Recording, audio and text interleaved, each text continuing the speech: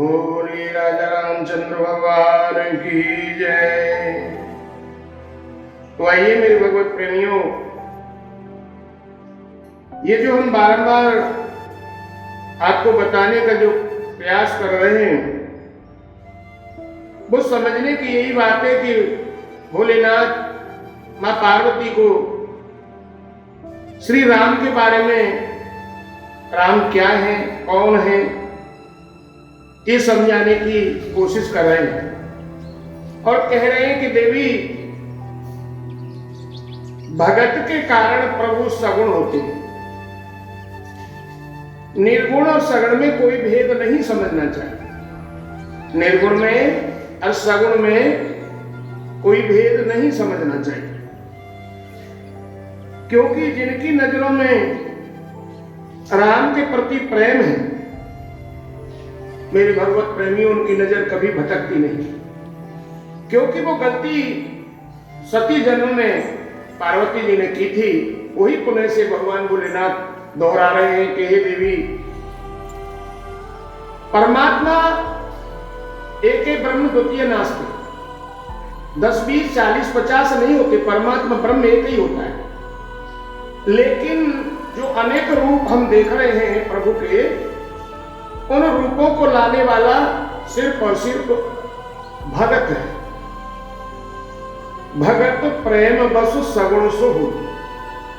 अब भगवान भक्त के कारण जैसा भक्त का मन है, जाकी जैसी भावना होती है, मेरे भगवत प्रेमियों, उसी रूप में परमात्मा को अवतरित होना पड़ता है। यही उनकी लीला है।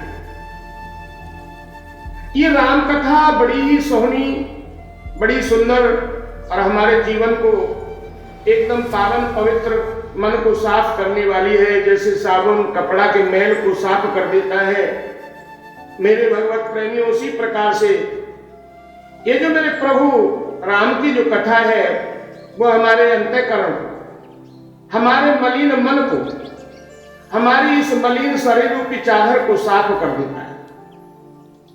लेकिन ये सब खेल मन का है, मन ही के द्वारा होता है, क्योंकि परमात्मा सर्वव्यापी है। ये समझा रहे हैं भोलेनाथ पार्वती जी को। कहते हैं कि नहीं भीतर है और नहीं बाहर है, न विरक्ति में है, न विलास में है, नहीं भीतर है, नहीं बाहर है, न विरक्ति में है और न विलास में है,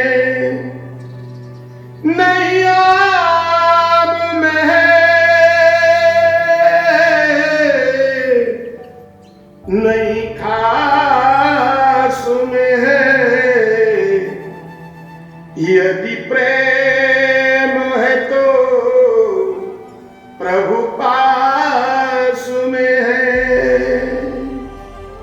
अगर प्रेम है तो मेरे भगवत प्रेमियों, भगवान बगल ही में बैठे हैं, पास ही में है, कहीं ढूंढने की जरूरत नहीं। क्यों? कि परमात्मा सिर्फ और सिर्फ रिझते हैं तो वो प्रेम से रिझते हैं। प्रेम ही एक ऐसी दवा है जो परमात्मा को बंधन में बांध सकती है, अन्यथा कोई दवा ऐसी नहीं बनी, मेरे भगवत प्रेमियों, जो कि परमात्मा को अपने अंदर, अपने पास में बुलाया जा सके। बड़ा सुंदर अग्रवाल जी एक गीत गाते हैं कि जगत के रंग क्या देखूं तेरा दीदार काफी जगत के रंग क्या देखूं, तेरा दीदार काफी है, तेरा दीदार काफी है, तेरा दीदार काफी है। करूं मैं प्यार किस किस से, तेरा एक प्यार काफी है।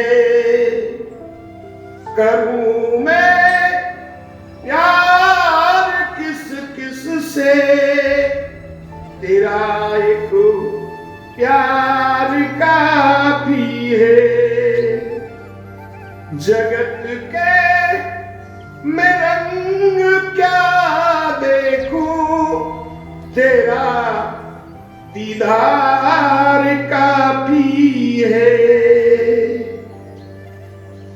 लगन लगी रहनी चाहिए परमात्मा से। हे प्रभु, इस संसार के रंगों को देखने से फायदा क्या, क्योंकि संसार में तो अन्य अन्य प्रकार के और रंग है।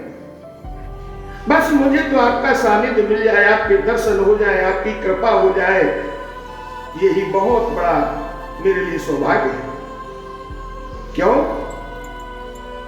कि प्रभु को हमेशा अपने नयनों में बसा के रखना चाहिए। क्योंकि मेरे भगवत प्रेमियों, अगर नैनों को हम संसार में डुलाएंगे तो संसार के जितने भी प्रदूषण हैं वो सारे हमारे नैनों के द्वारा ही अंदर प्रवेश करते हैं। इसलिए भगवान के दर्शन को, भगवान की तस्वीर को हमेशा हम अपने और आप अपने नेत्रों में समावास करके रखें। कि अखिया, ये अखिया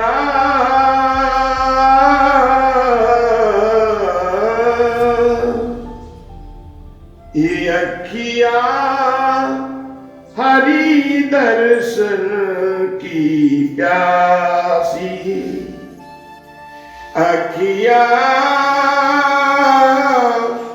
हरि दर्शन की प्यासी। मेरे प्यारे प्रेमियों, आंखें बताती है प्रेम क्या होता है, और पुलकित हुए रोम बताते हैं कि हमारे अंदर भगवान का प्रादुर्भाव हो रहा है। ये पहचान है भगत, पीछे भी बताया गया है और पुनः से फिर भी यही बताया जाता है कि हमारे रोम पुलकित होते ही ये हमें बताते हैं कि हमारे शरीर में धीरे धीरे से प्रभु प्रवेश कर रहे हैं। क्योंकि रोम तभी खड़े होते हैं जब प्रभु की कथा में, प्रभु के गुणगान में हमारे रोमान खड़ा हो जाए। और मेरे भगवत प्रेमियों, आंखें ये बताती हैं प्रेम क्या है। भगवान श्री कृष्ण ने नैनों का बड़ा चमत्कार द्वापर में किया। ब्रज में गोपियों के साथ जब महाराज और अनेक प्रकार की लीलाएं जब की तो कल्पना की गई कि नजर ने नजर से मुलाकात कर ली, कि नजर ने नजर से मुलाकात कर ली, और दोनों रहे खामोश और बात कर ली। देखा मोहब्बत की खेती को सूखा, जब देखा मोहब्बत की खेती को सूखा, तो नैनों ने रो रो के बरसात कर ली, तो नैनों ने रो रो के बरसात कर ली। मेरे भगवत प्रेमियों, इन नजरों का जो तीर है बड़ा टेढ़ा खीरा है। संसार में भी आपने देखा होगा 100, 200, 400, 500 की भीड़ होने दो, लेकिन जो मेरे भगवत प्रेमी जिस रंग के रंगीले होते हैं, यानी बहुत कई मिलने के रंगीले होते हैं, बहुत कई जुआ के रंगीले होते हैं, बहुत कई मदरापान के रंगीले होते हैं, तो इतनी भरी भीड़ में उनका जो मित्र बैठा है वो आवाज नहीं देते भगवत प्रेमी। यह अनुभव की बात है, अनुभव करके देखा होगा, क्योंकि वो आवाज अगर देगा तो अन्यत्र जीवों को सुनाई पड़ जाएगी। इसलिए केवल दोनों पक्षों की नजर मिल जाती है और उन नैनों के माध्यम से वो उसको इशारा करके और उस भीड़ में से उठा ले जाता है और अपना खेला शुरू कर देते हैं। ठीक उसी प्रकार से भगवान श्री कृष्ण ने भी कोई हथियार न रख करके केवल नैनों के तीर चलाए और नैनों के तीर से पूरे ब्रज को घायल कर दिया। तो मेरे भगवत प्रेमियों, अपनी अखियों को हरि के दर्शन के लिए प्यासी बनाए। प्रार्थना करें कि हे प्रभु, आपकी तस्वीर हमारे नैनों से अलग न जाए, सदैव हमारे नैनों में बसी रहे, हमारी पलकों पर बैठी। हम इन पलकों का आसन बिछा करके आपको इंतजार में बैठे हैं, आप आए और उन्हीं पलकों के आसन पर आप विराजमान रहे। तो महाराज, जीवन का फिर आनंद ही अलग है, क्योंकि प्रेम की भरी एक नाम की आवाज वो काफी है। तो मेरे भगवत प्रेमियों, आइए कथा के उसी प्रांगण में चलते हैं। शंकर भगवान कहते हैं, हे देवी, जो भी बसहूं नाम रस लेहूं, जो भी बसहूं राम रस लेहूं, जन्म अनेक जन्म जकाएहूं, जो बेबसहूं। बाबा कहते हैं, एक बार नाम लेने से उद्धार हो जाता है। आहो, एक बार लेने से उद्धार हो जाता है जीव का, लेकिन वो नाम कैसा होना चाहिए? बाबा ने बड़ा सुंदर चौपाई के माध्यम से मानस में लिखा है कि जासु नाम लेत एक बारा, जासु नाम लेत एक बारा, उतरई नर भव सिंधु परा, जासु नाम। प्रभु कहते हैं कि हे मानव, मेरा एक ही नाम तेरे जीवन का कल्याण करने वाला है। लेकिन संसार में आप देख रहे हैं कितनी कथाएं, भागवत, भजन, ध्यान सब कुछ हो रहा है, लेकिन वही संत वाली बात है, असर नहीं दिखता। क्यों? कि जीवन के अंदर निरंतरता नहीं है, प्रेम नहीं है।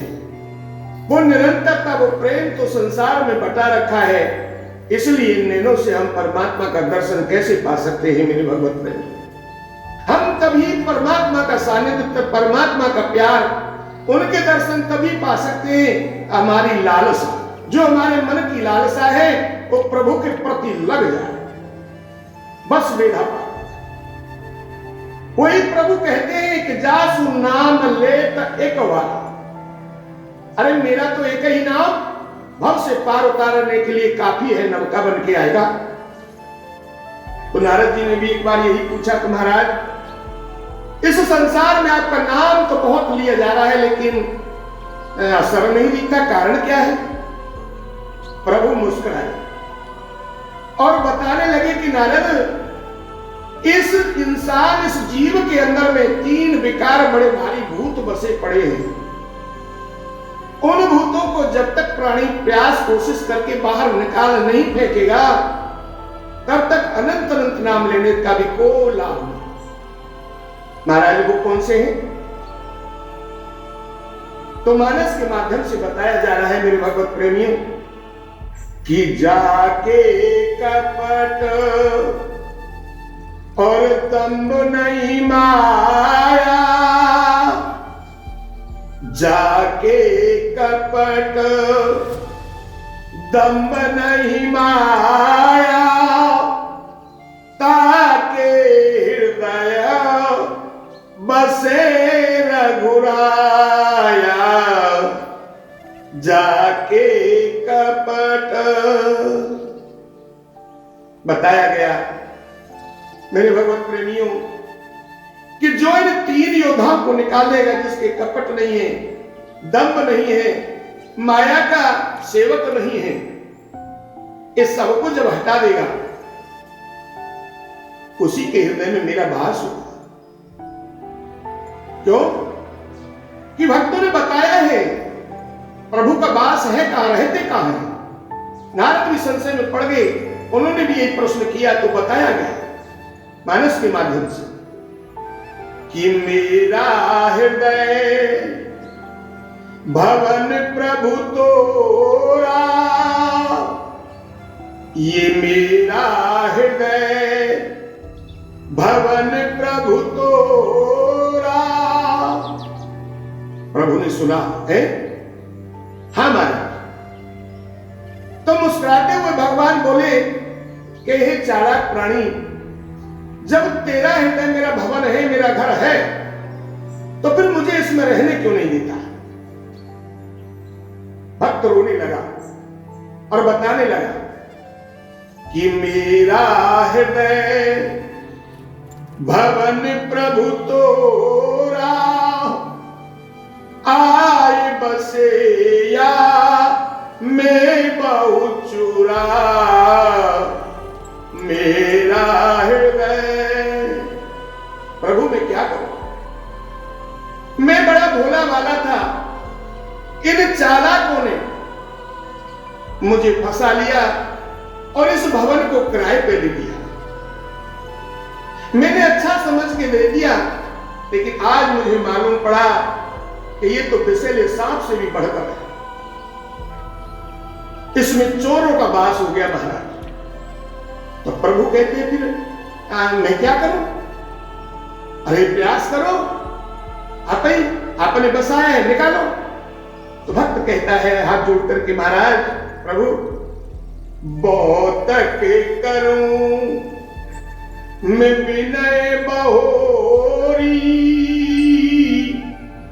बहुत करूं अरे मैं विनय बहोरी। महाराज मैं बहुत विनय कर रहा हूं, बड़ा हाथ जोड़ता हूं उनके, आप मेरा ये भवन छोड़ के चले जाइए, लेकिन ये करें बरहट जोगी। अब तो ये महाराज ठन बैठे, अब तो ये आंख लाल करके निकालते हैं और निकलने के लिए तैयार नहीं होते। प्रभु बोले फिर क्या किया जाए? बोले कृपा करो दीननाथ, आप धन्य हैं, आपसे बड़ा जगत में और है कौन? आप सृष्टि के मालिक हैं मेरे गोपाल। हे मेरे राम, आप मुझ पर कृपा कीजिए, इस विषय से मुझे बचा। तो प्रभु कहते हैं देख भाई मानव, ऐसा नहीं चलेगा। अरे कुछ कोशिश तू कर, कुछ प्रयास मैं करूंगा। तू अगर 2 कदम आगे बढ़ेगा तो मैं 10 कदम बढ़ूंगा, बस हो जाएगा खेला। तो मेरे भगवत प्रेमियों, यही भगवान शंकर कहते हैं कि जो बेबसहु नाम रस ले, ठीक है नहीं निकलने के तैयार है, लेकिन परवश होकर के भी प्रभु का नाम इस जिह्वा पर लेते रहना चाहिए। क्यों? कि जिह्वा का जो कनेक्शन है वो मन से लगा हुआ है, और वो राम रस की बूंदें जब मन पर डलेंगी तो मन हमारा एकाग्रचित होगा। इतना बात है। एक उदाहरण है सीधा साधा कि आप अपने बच्चे को जब विद्या अध्ययन के लिए किसी पाठशाला में भेजते हैं तो वो पहले के दिन ही पीएचडी नहीं कर लेता है। उसे यह भी भान नहीं है, यह भी पता नहीं है कि मुझे कहां भेजा गया है। लेकिन वहां रहने वाले मास्टरों के द्वारा जब बारंबार बच्चे को पढ़ाया जाता है, बेटा ये छोटा आ है, ये बड़ा आ है, ये छोटी ई है, तो धीरे धीरे धीरे धीरे धीरे धीरे उस पाठशाला में जब जाता रहता है बच्चा, तो एक दिन पूरे स्वर और व्यंजन ABCD XYZ सबको समझ जाता है। ठीक उसी प्रकार से मेरे भगवत प्रेमियों, भगवान कहते हैं कि बेबस होकर के भी और नाम रस का पान कर। जैसे तीसरा उदाहरण है, प्रभु देसी घी होता है, आप उसको चाहे टिक्कर में लगा करके खाइए, सब्जी में डाल के खाइए, बूरा में मिला करके खाइए या रूखा खाइए, शरीर में प्रवेश करने के बाद घी तो अपना असर जरूर दिखाएगा। ठीक उसी प्रकार से हम प्रभु का नाम लेते अगर रहेंगे तो जिह्वा के द्वारा जो मन पर वो बूंदें पड़ेंगी तो मन हमारा काबू में आ जाएगा। नहीं तो मन कोई साधारण चीज नहीं है मेरे भगवत प्रेमियों। गीता के माध्यम से भगवान श्री कृष्ण ने अर्जुन को जब गीता का ज्ञान दिया तो बारंबार अर्जुन उस मन का गुलाम बनकर के उसी के विषय में चर्चा करता रहा महाराज, और मोह में फंसता रहा कि मैं ये चाचा ताऊ भाई बंधु रिश्तेदार आचार्य गुरु इस सबको नष्ट भ्रष्ट करके मार करके अगर मैं सत्ता का राज करूं तो प्रभु क्या मतलब, मुझे नहीं चाहिए ऐसी सत्ता। भगवान श्री कृष्ण ने कहा अर्जुन तू तो हमसे भी बड़ा ज्ञानी हो गया, हमको भी ज्ञान देने की जैसी बात कर रहा है। अरे ये संसार है, यहां कोई किसी का कुछ नहीं है। जब तलक ये सांसें हैं तब तलक के नाते हैं, जब तलक ये सांसें हैं तब तलक के रिश्ते हैं, और सांसें टूट जाएंगी तो रिश्ता भी छूट जाएगा। 4 दिन की जिंदगी है, 4 दिन का मिला है। आज भगवान श्री कृष्ण अर्जुन को फिल्म दिखाने लगे। पहला पाठ तो अर्जुन ने क्या देखा कि पूरा विश्व का जीव प्राणी जो भी है वो परमात्मा के उदर में समा रहा है और वहीं से पैदा हो रहा है, प्रकट हो रहा है। बहुत चक्का रह गई देख करके। भगवान ने पूछा अर्जुन को समझ में आई फिल्म? मौन हो गए। बोले दूसरा खंड भी देख। जब फिल्म का दूसरा पैराग्राफ दिखाया तो उसमें क्या देख रहे हैं अर्जुन कि सारे योद्धा गुरु आचार्य XYZ सब मरे पड़े, कोई जिंदा नहीं।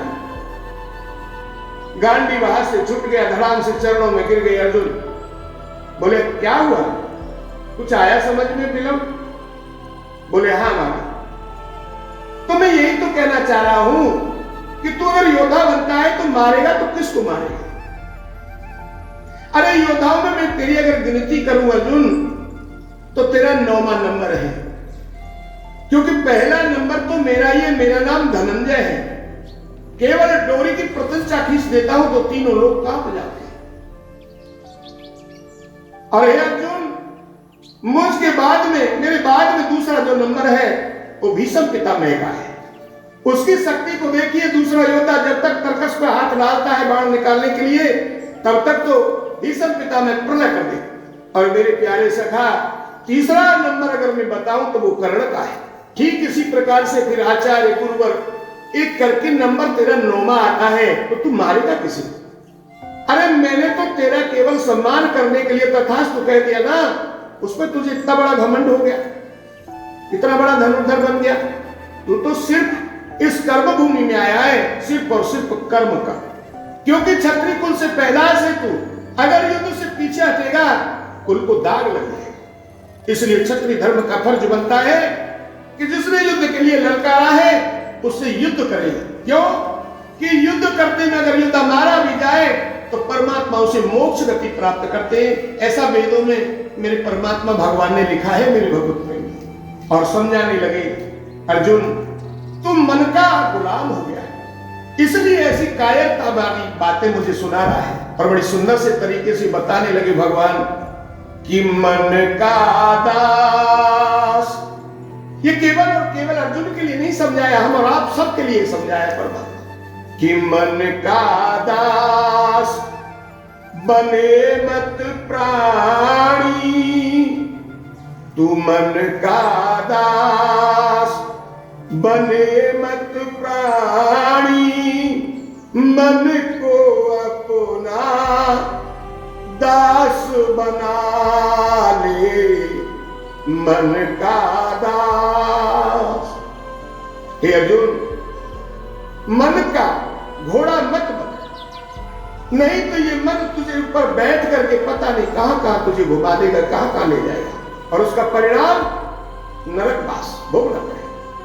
इसलिए तू योजना बना कि मन को घोड़ा बना करके सवारी तू कर, तब जाकर के मन अपना कंट्रोल में आएगा। और महाराज इसके बाद कि समझा अकेले में बैठ के मन कैसे, तो एक गीत है मेरा भगवत प्रेमियों, एक लाइन समय तो नहीं लेकिन माध्यम से मैं सुनाऊंगा, कैसे मनाना है मन को हम और आप सबको। कि मन मेरे, ओ मन मेरे तू मान जा, तू मान जा, राम नाम गा, हरि नाम गा। मन मेरे, मन मेरे तू मान जा, राम नाम गा, हरि नाम गा। मन मत बारे, हरि नाम गा रे, हरि नाम गा के अपने प्रभु को रिझा ले। मन मेरे, मन मेरे तू मान जा, राम नाम गा, हरि नाम गा। मन को मनाना चाहिए। और दूसरा मंत्र है मन को मनाने का, भगवान ने बताया मेरा नाम क्या, श्री कृष्ण गोविंद हरे मुरारी, श्री कृष्ण गोविंद हरे मुरारी, हे नाथ नारायण वासुदेवा, श्री कृष्ण गोविंद हरे मुरारी, हे नाथ नारायण वासुदेवा।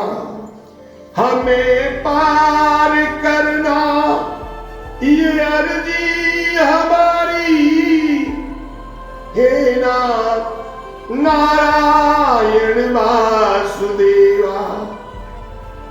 हमें पार करना ये अर्जी हमारी, हे नाथ नारायण वासुदेवा।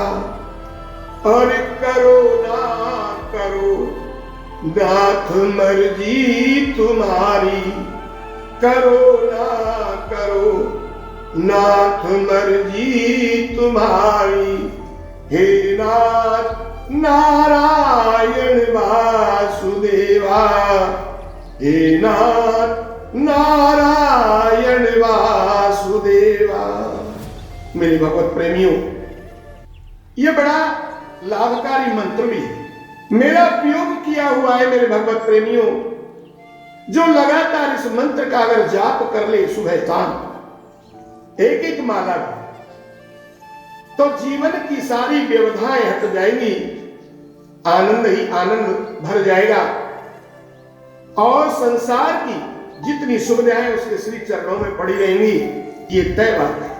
इसलिए मेरे भगवत प्रेमियों, वो ही समझा रहे। आइए कथा पर आते हैं। भगवान शिव के जो बेबसहु नाम रस ले, जन्म अनेक जन्म अज कहे।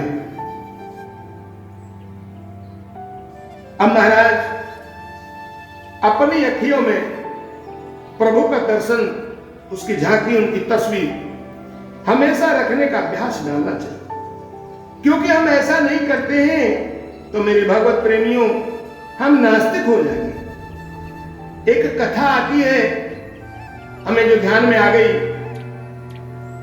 एक परिवार था, उस परिवार में माता पिता गुजर गए, 2 भाई थे और दोनों भाइयों में बड़ा प्रेम था। तो बड़ा भाई तो सबकी सेवा भाव में बड़ा मन लगा करके सेवा करता था, अथ की सेवा करता था। और उसका जो छोटा भाई था वो नास्तिक, उसे इन कामों में कोई रुचि नहीं थी। प्रभु की कृपा हुई, वो कहीं जाकर के किसी शहर में नौकरी से लग गया। अब महाराज वो नौकरी करने लगा, बड़ा भाई घर पर रहने लगा, वो सारा घर का देखभाल, खेती बाड़ी का देखभाल करता। लेकिन उसका जो अखियां है, उसका मन है, वो परमात्मा के नाम और उसमें डूबा रहता था। चलते फिरते, करते, खाते पीते, हर समय। दोनों की शादी हो चुकी थी भगवत प्रेमियों। जो पत्नी आई वो बड़ी सुशील और बहुत ही आज्ञाकारी थी। वो घर का काम धंधा करती। अब बड़ा भाई जब भी निकल के घर से जाता, कोई संत ब्राह्मण, कोई भिखारी अगर मिल जाता, उसे अपने दरवाजे ले आता और आदर सत्कार करके जितना बनता वो पूरा सत्कार करता। जब नौकरी पर से छोटा भाई आता और ये चरित्र जब देखता था तो उसे बड़ा दुख होता। लेकिन बड़ा भाई होने के नाते कह नहीं सकता था। वो उसके घरवाली यानी उसकी पत्नी से फिर बारंबार वो तगादा करता, यहाँ रोकती नहीं, कमाते धमाते तो है नहीं, फालतू में सबको बुला करके यहाँ ले आते हैं। अरे कमाएंगे तो पता पड़ेगा कितना मेहनत करना पड़ता है रुपया कमाने में। वो बकर बकर बकर बकर करता रहे। लेकिन जो उसकी भाभी थी, बड़े भाई के घर वाली, वो बड़ी शील थी, सुनती अच्छी तरह से, लेकिन जवाब नहीं देती और ना ही अपने पति से कहती थी तुम्हारे भाई ने ऐसा कहा। लेकिन भाई को सब पता पड़ गया। मेरे भगवत प्रेमियों, एक दिन की बात, एक मनीषी महात्मा उस गांव में आए, उनके साथ में 4 शिष्य थे, मिलाकर के 5 हो गए। अब जैसे ही वो निकला और उनका दर्शन हुआ, अरे महाराज गदगद हो गए, साष्टांग दंडवत किया। संतों को क्या चाहिए? अगर कोई जीव संतों के श्री चरणों में साष्टांग दंडवत कर दे तो वो पूरा न्यौछावर हो जाता है। क्यों? अगर संत होगा तो संत हृदय नवनीत समान, संतों का हृदय कोमल होता है, असंत का नहीं, संत का। संतों की व्याख्या चल रही है भगवत में। अब तो संतों का दर्शन करके वो गदगद हो गया महाराज और साष्टांग चरणों में लेट करके उसने दंडवत किया। जो मनीषी महात्मा थे वो एकदम खुश हो गए, भुजा पकड़ के खड़ा किया, देखा उसके चेहरे का आभाव तो बड़ा रसिक नजर पड़ा, रोमांच खड़े हैं, खुशहाल है। संत ने पूछा क्या बात है बेटा? बोले महाराज आपकी कृपा है, बात तो कुछ नहीं है, लेकिन एक मेरा निवेदन है आपसे। बोले क्या? कि आज की भोजन रसोई अगर तुम आप मेरे दरबार में, मेरी कुटिया में पालो तो मैं अपने आप को बड़ा धन्य समझूंगा। अब संत का नियम था कि वो कहीं किसी के यहां भोजन नहीं करते, लेकिन ध्यान रहे अभी जो बताया गया है कि प्रेम एक ऐसी वस्तु का नाम है कि उसमें जीव जब परमात्मा फंस जाते हैं तो जीव की तो औकात क्या है। उसने प्रेम भरे वचनों में जब निवेदन किया तो मनीषी महात्मा को दया आ गई। बोले बर्तन अच्छा है, सेवक ठीक है। उन्होंने हाँ कर दिया। हाँ कर दिया तो वो फटाक से अपने घर गया, जाकर के दोनों स्त्रियों से बोला कि ऐसी सी बात है, 5 महात्मा आए, उनके लिए रसोई अच्छी सी बना करके आप तैयार करें, मैं उनको जो है लिवा करके ले आऊंगा। उसी समय पे महाराज उसका जो छोटा भाई था वो नौकरी से आ गया। उसने जब खटर पटर घर के अंदर देखी भोजन बनाने की तो पूछने लगा भाई आज इतना बड़ा ये पड़प्पा क्या हो रहा है? तो उसी की घरवाली बोली, बोले कुछ नहीं, बड़े वाले आए थे, कोई 4-5 साधु आए, उनके लिए रसोई बना रहे हैं हम लोग, कह गए हैं। ये सुनकर के वो फिर उसी तरह बकर बकर करने लगा। बोले हाँ, लुटाने का बड़ा शौक है, कमाने का शौक है नहीं, और कमाए तो पता पड़े ये है वो है, फालतू आदमियों को पकड़ लाते हैं। और काफी बातें उसने सुना, लेकिन दोनों स्त्रियां सुनती रही। इधर कान से निकाला, इधर से सुना, और अपने धंधे में लगी रही। कोई आटा गूंथ रही है, कोई पकौड़े बना रही है। इस तरीका से उन्होंने अपना चयन काम का सुचारू रूप से जारी रखा। सूचना मिल गई कि भोजन तैयार है। वो नाराज होकर के छोटा भाई कमरे में बैठ गया। कमरे में बैठ गया, कुंडी लगा ली अंदर से। अब महाराज जब सूचना मिली घर से कि रसोई भोजन तैयार है,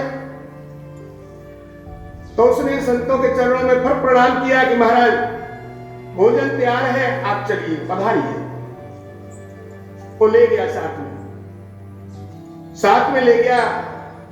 दरवाजे पर खड़े किए, जल मंगाया, चरणों को धोया, और बड़ी आस्था भाव के द्वारा अंदर प्रवेश किया। आसन बिछाया, उसमें बिठाए, और बिठाने के बाद में भोजन परोसा। जब भोजन परोसा गया तो बड़ी तृप्ति के साथ में संतों ने भोजन किया। भोजन किया तो आनंद हो गया महाराज। अब मनीषी महात्मा प्रश्न करने लगे कि लाला, हमारा अब आपको हम क्या आशीर्वाद दें? कुछ तो आपने छोड़ा नहीं, जो कुछ था हमने तो सर्वस्व आपके ऊपर में नछावर कर दिया, लेकिन फिर भी अगर कोई घर की समस्या हो तो आप बताएं। तो हाथ जोड़ करके वो कहने लगा महात्माओं से कि हे प्रभु, सब सकुशल है, आनंद ही आनंद है, किसी प्रकार की कोई कमी नहीं है। लेकिन एक बड़ी समस्या है महाराज, अगर वो समस्या का समाधान हो जाए तो समझ लो कि हम तो स्वर्ग से भी ज्यादा सुंदर महसूस करेंगे। बोले क्या? कि मेरा एक छोटा भाई है, नौकरी करता है, अभी अभी आया है, इस कमरे में क्रोध करके रूस के घुस गया है। फिर बोले वो नास्तिक है, इन धंधों में वो रुचि नहीं रखता, भगवान का कभी भजन नहीं करता, नाम नहीं लेता। किसी को घर पे आया देकर के वो तो सुलग जाता है। बस उसका प्रेम उसका परमात्मा के प्रति हो जाए तो महाराज समझो कि मैं संसार का सब धन प्राप्त कर लिया, सब सुख प्राप्त कर लिया। अब ये सुन के तो मनीषी महात्मा को और अति आनंद हुआ कि ये तो अपना ही कल्याण नहीं, परमार्थी भी है, दूसरे का कल्याण भी चाहता है। तो मनीषी महात्मा ने अपने साथ में जो सेवक 4 साधु थे उनको कहा कि जहां हम रुके हैं ना, आप वहां पहुंचिए, हम लोग आ रहे हैं।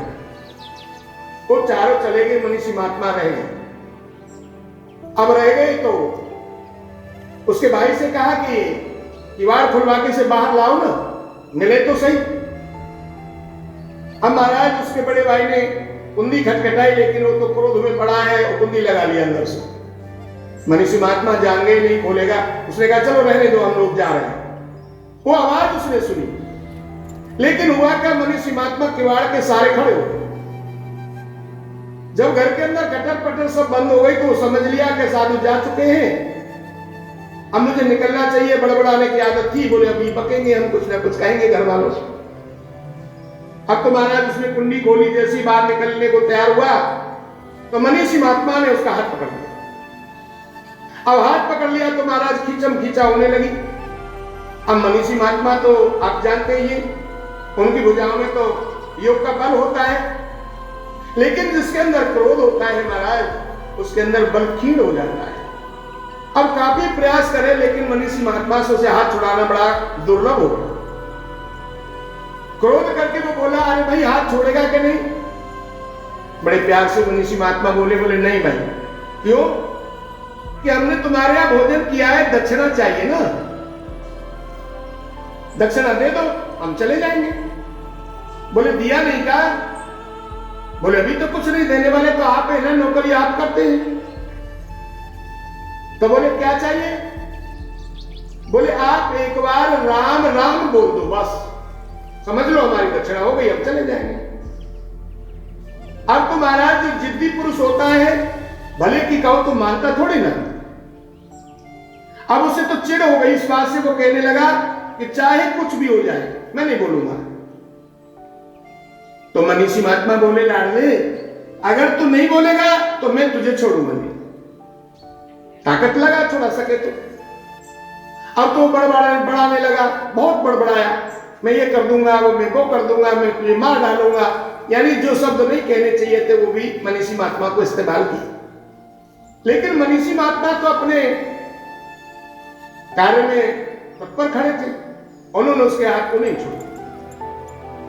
खींचातानी में वो कलाई लाल हो गई, उसकी परेशान हो गया, वो क्रोध से भी आग बबूला होते होते आके परेशान हो गया। तो फिर बोला महात्मा से, बोले भाई तू छोड़ेगा कि नहीं हाथ? तू तड़ाक बोलने लगा। मुस्कुरा करके मनीषी महात्मा बोले, सुना नहीं तूने? अरे हमें दक्षिणा दे दे, हम छोड़ देंगे, हम चले जाएंगे। बोले मैं नहीं बोलूंगा। तो बोले मैं छोड़ूंगा नहीं। अब ये जब तय हो गई तो उसने सोचा कि चलो फंद तो छुड़ाना है भाई से। तो उसने कहा ठीक है हाथ छोड़ दो। बोले बोलो राम राम। उसने बोल दिया, बोले राम राम, हाथ छोड़ दो। मनीषी महात्मा ने हाथ छोड़ दिया। बोले अब जाइए, निकल जाइए यहाँ से। बोले हाँ भाई जा रहे हैं, लेकिन दक्षिणा लिए ना, आशीर्वाद तो दे दें। अरे बोले बहुत आते हैं महाराज ऐसे आशीर्वाद देने वाले, अब जाइए, निकल जाइए यहाँ से। मनीषी महात्मा ने समझाया, बेटा हम तो जा रहे हैं, फिर कभी दर्शन हो ना हो, पर एक बात जो आशीर्वाद रूप में हम तुझे बताते वो ध्यान से सुन। जो नाम तूने लिया है, कभी वक्त आ पड़े तो उस नाम का विक्रय मत कर देना, बेचना मत, ध्यान रखना, नहीं तो सब गड़बड़ हो जाएगा। वो बोला हाँ हाँ तुमसे ज्यादा हम ज्ञान रखते हैं, आप जाइए। मुस्कुरा करके मनीषी महात्मा चले गए। बड़ा भाई विदा करने के लिए गया, फिर चरणों को छुआ, आशीष लिया। मनीषी महात्मा बोले आप चिंता मत कीजिए, सब भगवान ठीक करेगा, सब ठीक हो जाएगा। ठीक है महाराज। अब महाराज होता क्या है, कुछ समय के बीतने के बाद दोनों भाइयों की मृत्यु हो जाती। अब मृत्यु के बाद में जो छोटे वाला था नास्तिक, जब यमदूत ले गए यमराज, तो वहां जाकर के क्या देख रहा है वो, तो वार्तालाप हो रही। पूछा गया महाराज इसका क्या किया जाए? चित्रकेतु को बुलाया, किताब खोली गई, कर्म रूपी दिखाया, बोले इसका क्या क्या कर्म है पढ़ो और उसी हिसाब से इसको दे दो। तो देखा गया तो उसका तो महाराज सब गड़बड़ झाला था। एक पन्ने में और राम राम लिखा हुआ। यमराज ने बताया धर्मराज को, महाराज इसकी जो किताब है, पन्ना है, वो कुकर्मों से भरा पड़ा है, ये तो नास्तिक है। अच्छा, बोले हाँ, तो डाल दो सरोवर नरक में। बोले महाराज एक पन्ने में राम राम जरूर लिखा है।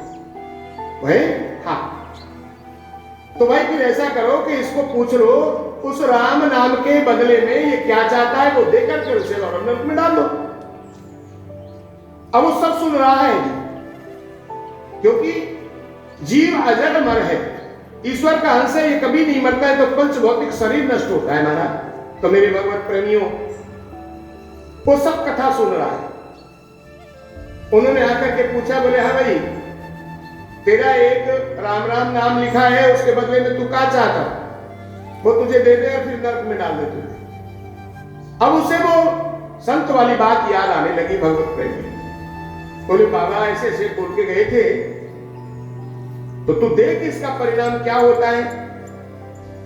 तो उसने निवेदन किया, बोले देखो भाई मैं तो जानता नहीं, आप ऐसा करिए जो इसके बदले में उचित हो वो दे दीजिए और फिर जो मन है सो करिए। उन्होंने धर्मराज से कहा, महाराज ऐसी सी बात है। बोले भाई राम नाम की कीमत को तो हम भी नहीं जानते, संसार में कितने को उठा लाए हम, कितने को जन्म दिया, ये सब क्रम चल रहा है, लेकिन राम नाम की जो कीमत है वो तो आज तक समझ नहीं पाए। तो बोले महाराज फिर न्याय नहीं होगा जब तक इसको कहीं डालना करना तो हो नहीं सकता, क्या किया जाए? जीव सुन रहा है। उसने कहा, बोले ऐसा करो कि अपन, इंद्र ने बहुत भजन हमसे भी ज्यादा किया है, उधर चलते हैं, देख लो। तो बोले ठीक है। जीव से कहा गया, बोले भाई चलो देवलोक चल रहे। बोले नहीं महाराज, अब तो चालाक हो गया, उसे तो पता पड़ गया कि आज तो तू बैठा बैठा पूरा फिल्म देख सकता है। बोले मैं पैदल नहीं जाऊंगा, थक जाऊंगा। तो क्या किया जाए? अरे बोले डोली पे बिठाओ और डोली में कहार मत लगाना, आप लोग लगिए। अब तो महाराज बात को मानना पड़ा, क्योंकि तब तक फैसला नहीं होता। संसार में भी मेरे भगवत प्रेमियों, आपने देखा होगा, सरकार किसी मुलजिम को अगर फांसी की सजा दे देते हैं तो फांसी लगाने से पहले उसकी अंतिम इच्छा पूछी जाती है, और जो अंतिम इच्छा उसकी होती है उसे पूरा करके ही उसे फांसी दी जाती है। नियम है, वही नियम विधान वहां का है। तो डोली सजाई गई, उसमें बिठाया गया जीव को। अब महाराज यमदूत लगे, धर्मराज यमराज लगे, गए इंद्र के पास, वार्तालाप हुई। बोले महाराज कैसे पधारे? बोले इस प्रकार से जीव है, सारे कुकुरमों की खान है, लेकिन एक राम नाम लिया हुआ है, इसका ये बताता नहीं, मानता नहीं, हम जानते नहीं। अब आप बताइए, आपने बहुत भजन तब किया है, राम नाम के बदले में इसको क्या दिया? वो बोले महाराज भजन तो जरूर किया है, स्वर्ग का पद भी प्राप्त कर लिया, लेकिन आज तक हम तो ये जान नहीं पाए कि प्रभु राम नाम की कीमत क्या है। तो बोले अब कैसे होगा? बोले ऐसा करते, सृष्टि के रचयिता ब्रह्मा जी है, बिना तप के तो भी ब्रह्मा नहीं बने।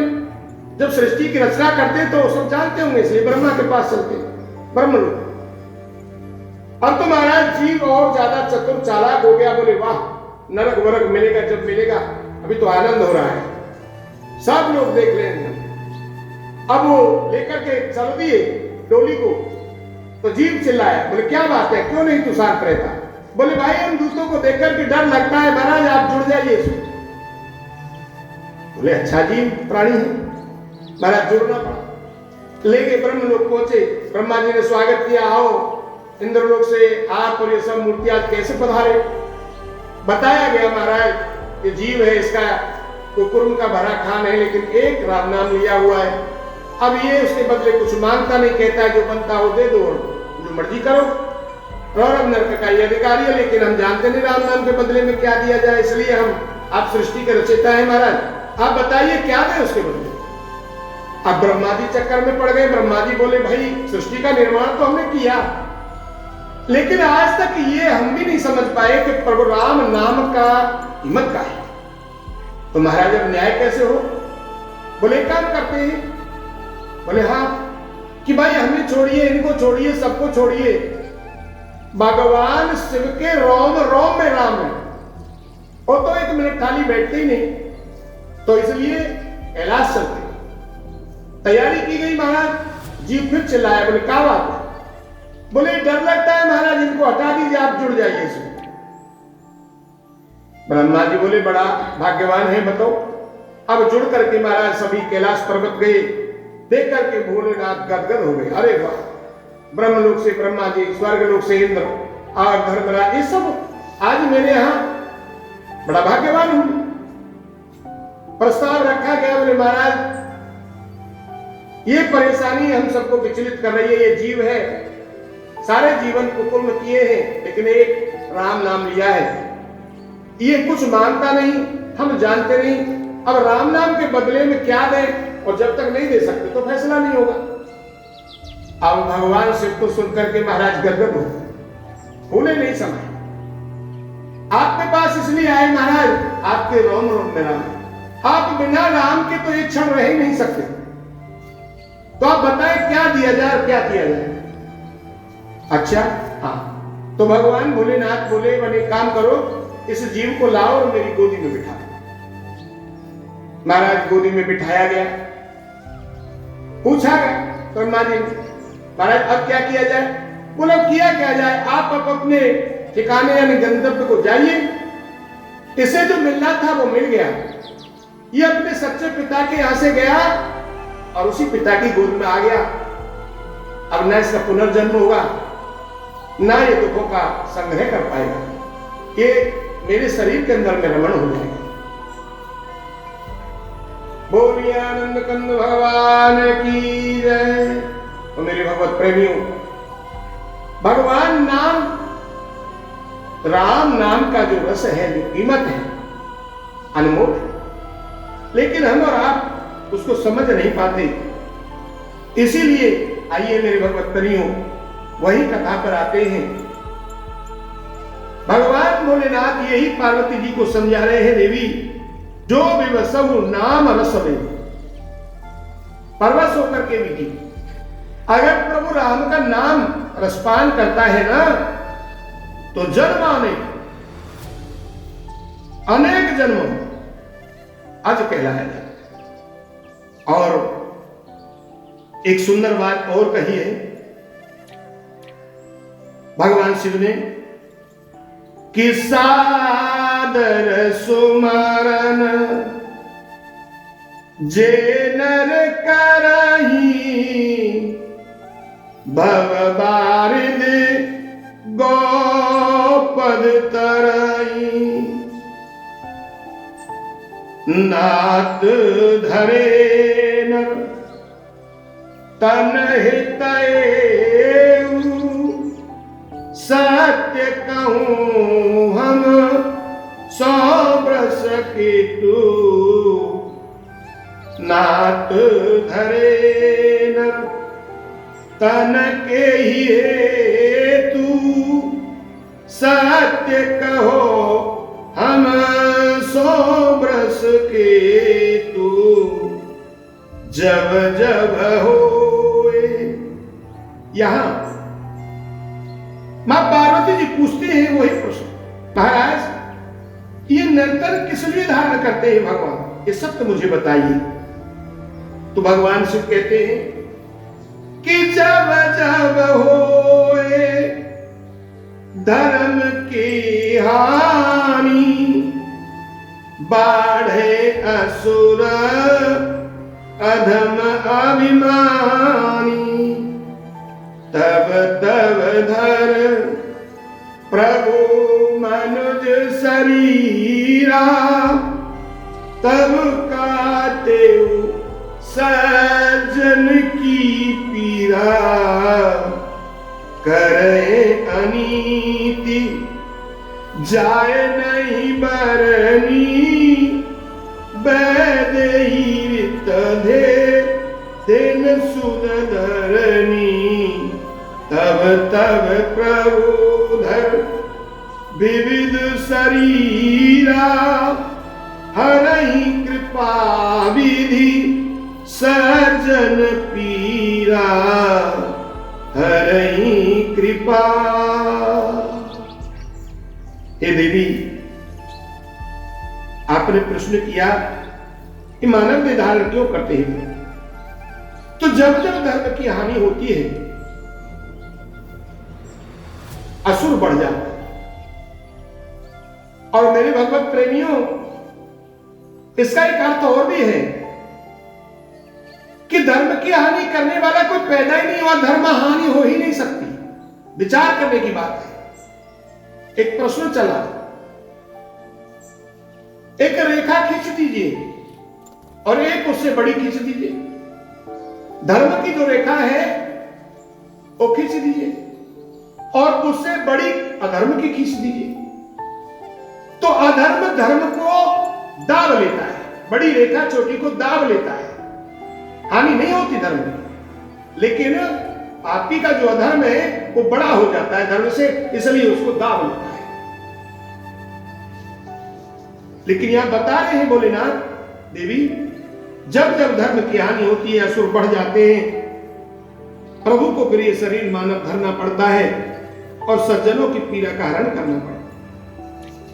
ये असुर बड़ी अनीति करते हैं देवी, जिसका वर्णन नहीं किया जा सकता। इसलिए प्रभु का अवतरण होता है। और एक और भी बात है देवी, भगवान के अवतरण के कई कारण हैं। वेदांत में तो 5 कारण बताए हैं प्रभु जन्म के, राम जन्म के 5 कारण बतलाए हैं। मेरी भगवत प्रेमियों, जैसी मेरी बुद्धि के अनुसार जाना है वो आपको बताने का प्रयास करूंगा, बड़े ध्यान से सुनिए। तो महाराज भोलेनाथ बताते हैं, मां पार्वती को कहे देवी पहला कारण सुनिए। भगवान का अवतरित होने का, राम का अवतरित होने का पहला कारण है, सनकादिक ऋषियों ने एक बार द्वारपालों को 3 जन्म का श्राप दिया। पहला जन्म जय विजय, हिरणाक्ष हिरणाकश्यप, रावण कुंभकर्ण, शिशुपाल दंतवक्र, ये राक्षसी जन्म श्राप में दे दिए। अब महाराज दूसरा कारण सुनिए कि जालिंदर था, वो बड़ा असुर हो गया। अब उसको मारने के लिए वृंदा का शत्रुत्व दिखाया। पता पड़ने पर वृंदा ने श्राप दे दिया प्रभु को। जालिंदर मारा गया, ये तो पक्की बात है, लेकिन श्राप आ गए भगवान। अब भक्त ने श्राप दे दिया तो प्रभु को मानना पड़ा। और मेरे भगवत प्रेमियों, तीसरा जो कारण है वो नारद जी का कथा से आता है कि नारद जी तपस्या कर रहे थे। अब जब तपस्या से बाहर आए तो महाराज कामदेव को दिखा, उसको परास्त कर दिया और अभिमान में डूब गए। सोचने लगे अब मेरे समान कौन है। अब अभिमान ही तो शक्ति और भक्ति को नष्ट करता है मेरे भगवत प्रेमी। अब इधर में जब ऐसा देखा नारद के मन को प्रभु ने, तो प्रभु ने अपनी माया को फैला दिया। वो क्या माया फैलाई? जिस मार्ग से नारद जी जा रहे हैं वहां एक बड़ा मनोहर सुंदर नगर की रचना कर दी, बड़े सुंदर राजा का विधान बना दिया और उसकी कन्या बड़ी सुशील और सुंदर मोहिनी नाम से पैदा कर दिया। आज महाराज नारद जी जब आए वहां करके और मोहिनी को देखा तो देख करके वो तो मोहित हो। अब क्या है महाराज, आए सीधे विष्णु के, ये अपने कामदेव को जो भस्म किया इस बात को पहले उन्होंने बता चुके थे भगवान शिव। तो उन्होंने समझाया था कि लाडले, जो तूने मुझसे बात कही है यहां तक तो ठीक है, लेकिन ये बात अपने पिता विष्णु से मत कह देना, चक्कर पड़ जाएगा। लेकिन नारद है कि उनको तो अहम हो गया, और अहम में और भगवान में मेरे भगवत प्रेमियों बड़ा कलेश। इसलिए आज वो सीधे मोहिनी का स्वरूप देख करके और अपने पिता विष्णु के पास में गए, हाल पूछा तो नारद कहने लगे, प्रभु। हाँ बोलिए। नारद बड़े खुश महसूस हो रहे हो? क्या? हाँ प्रभु। हे पिता बहन बोलो। मुझे आज आपसे काम आन पड़ा है। क्या? बताने लगे कि आपन रूप देहु प्रभु मोही, आपन रूप। हे प्रभु, आप विश्व मोहन है और जिसे मैं देख के आ रहा हूं वो विश्व मोहनी है। महाराज वो मुझे अगर मिल जाए ऐसी आप कृपा कर। तो मेरे भगवत प्रेमियों देखो, भजन रूपी जो संपत्ति है ना, बुरे समय में जरूर काम आती है, ये कदापि भक्तों को भूलना नहीं चाहिए। देखा होगा आपने, परिवार में अगर कोई भयंकर संकट आ जाने के बाद में अगर बचाव हो जाता है तो माता बहनें यही बात कहती है कि कोई चुपटी आड़ी आ गई, इसके कारण हमारा ये विनष्ट होने से रुक गया। तो बुरे समय में हमारे भजन की जो संपत्ति है मेरे भगवत प्रेमियों, वो हमारे काम आती है बुरे समय में, तब पता चलता है। अब इधर में हो क्या रहा है महाराज कि नारद जी अगर सीधे कहते, अगर सीधे कहते तो कुछ होता भी। अब विष्णु भगवान को चक्कर में पड़ गए, बोले इतने ज्ञानी ज्ञानी होने के बावजूद ये हो क्या रहा है। और दोबारा से फिर कहने लगे नारद कि जेहि विधिनाथ,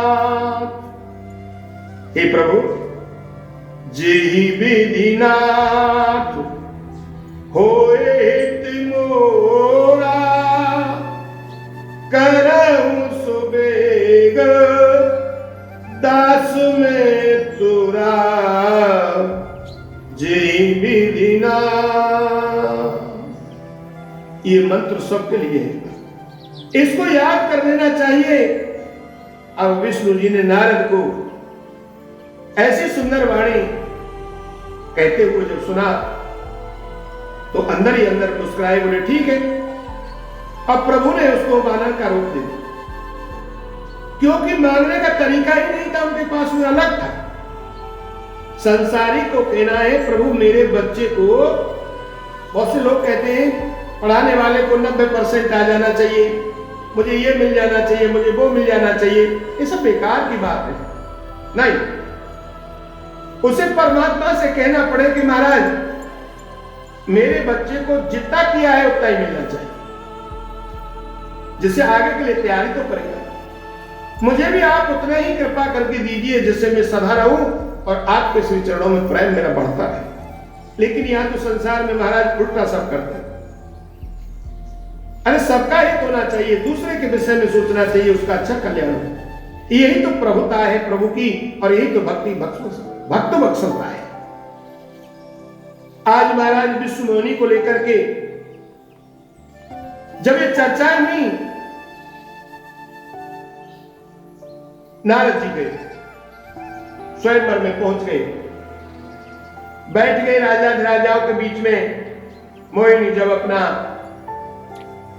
हार लेकर के निकली तो सबसे ज्यादा तीव्र गति नारद को थी, बारंबार अपना चेहरा दिखाते उठते। अब तो महाराज जी देख करके और भी राजा अचंभे में पड़ गए, भाई ये अच्छा आया। अब वहां देख देख करके सब हंसी उड़ाने लगे, लेकिन नारद को कोई चिंता नहीं थी। अब महाराज हुआ क्या, उसी समय पे भगवान विष्णु आए और वो देख करके विष्णु मुनि ने खुशी खुशी में उनके गले में वो माला पहना दी। आज विष्णु मुनि को लेकर के प्रभु क्षीर सागर पहुंचे। प्रभु ने सोचा कि यहां रहने से नारद को यहां आने में देर लगेगी और नारद जी क्रोध में है, इसलिए मुझे क्षीर सागर से रास्ते में चल देना चाहिए। विष्णु भगवान क्षीर सागर को छोड़ करके चल दिए।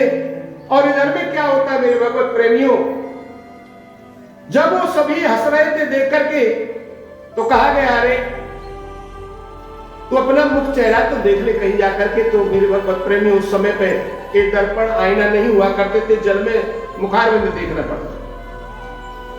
दुखी होकर के नारद आए और उन्होंने एक तालाब में जल में जब अपना झांका देखा, स्वरूप बानर का है। अरे महाराज वो तो क्रोध में आग बबूला, धोखा, इतना छल किया मेरे साथ में प्रभु ने। अभी पाला नहीं पड़ा किसी से, आज नारद से पाला पड़ा, मैं देख लूंगा। हाँ मैं जानता था ये स्वार्थी है, मैंने वो कथा भी सुनी जब दानव और दैत्यों ने मिलकर के समुद्र का मंथन किया तो उन्होंने दानवों के साथ भी छल किया, क्योंकि देवता को अमृतपान करा दिया और दैत्यों को कुछ भी नहीं मिला। अन्यत्र लीलाएं मैं जानता हूं, ये सिर्फ और सिर्फ स्वार्थी है, किसी दूसरे का हित नहीं चाहते, किसी दूसरे को खुशी देखना नहीं चाहते। मैं देख लूंगा। ऐसे बड़बड़ाते हुए नारद जी चले आ रहे हैं, क्षीर सागर से इधर से भगवान विष्णु चले आ रहे हैं। मेरे भगवत प्रेमी और रास्ते में मिलन हुआ, और मिलन हुआ तो महाराज एक कहावत है कि लोहा अगर गर्म है ना, हथौड़ा तभी मारना चाहिए। अब वो आकर के मिलन हुआ तो क्या देख रहा है नारद जी कि भगवान विष्णु रथ में विष्णु मुनि को लेकर के और वहीं होकर के जा रहे हैं जहां नारद आ रहे थे। नारद जी जहां होकर के गुजर रहे हैं वहीं से वो आ रहे हैं। अब तो महाराज देखते ही नारद ने कहा, अब इधर छेड़ा तो प्रभु ने नारद को छेड़ करके पूछने लगे, अरे नारद जी आप इतनी जल्दी जल्दी कहां जा रहे हैं? अब नारद जी ने देखा रथ पर विष्णु मुनि बैठी है। अरे महाराज देख करके आग बबूला हो और कहने लगे ये कन्या तुम्हारे पास, ये तुम्हारे पास कैसे आई? विष्णु भगवान चुप पड़ गए। नारद जी कहने लगे, अच्छा मेरे साथ छल, आप छलिया हैं, आप दूसरे के सुख और संपत्ति को देख करके खुश नहीं रहते। आप जलते हैं महाराज, आप कपटी हैं और कपट का व्यवहार करते हैं। आज मैंने देखा तो समुद्र मंथन में भी देखा अपने कपट के राक्षसों के साथ, और जो भी सुंदर सुंदर वस्तु थी वो आपने ले ली और बेकार असुरों को दी। लेकिन महाराज भूलिएगा ना, आज नारद से पाला पड़ा है, तुम्हारा सब ठीक करेगा। इतना इसका फल तुम्हें पाना पड़ेगा, भोगना पड़ेगा। नारद का श्राप है महाराज आपको कि जिस रूप में आपने मुझे दिया है, यही एक दिन तुम्हारे सहयोग में काम आएगा। महाराज राजकुमार था, वही बनना पड़ेगा। मुझे बानर का मुख मिला, विपत्ति में वही बानर आपकी सहायता करेंगे, ये भी कहना पड़ा। जिस विश्वमोहिनी के लिए मैं तड़प रहा हूं, उसी प्रकार आप भी अपनी स्त्री के वियोग में तड़पेंगे, रोएंगे। ये मेरा श्राप है। मेरे भगवत प्रेमियों, प्रभु कुछ नहीं बोले, हंसते रहे। अपनी माया को जब हटा दिया प्रभु ने, तब जाके नारद को ज्ञान जगा और वो शर्माने लगे, घबराने लगे। आए मैंने क्या किया, मैं कितना हीन हूं, प्रभु को श्राप दे दिया। प्रभु ये क्या हो गया, मेरे श्राप सब झूठे हो जाए। रोने लगे नारद। प्रभु श्राप देने के लिए क्या मैं ही मिला था आपको? इधर रुद्रगणों को भी श्राप दिया था जो हंसे थे। वो सभा में नारद को देख करके बड़े हंस रहे थे। रुद्रगण बोले, आपने हमको श्राप क्यों दिया? नारद जी, तुम कौन हो? मैं अभी अभी भगवान को भी श्राप दे करके आ रहा हूं, तो तुम्हारी औकात तो क्या है? मैंने उनको नहीं बख्शा, तो तुम क्या चीज है, तुम्हें कैसे बख्श दूंगा? हे देवी, ये तीसरा कारण था मेरे प्रभु के अवतरण का। और अब चौथा, बड़े ध्यान से सुनने की बात है। ये भगवान भोलेनाथ मां पार्वती को भगवान राम के जन्म का कारण बता रहे।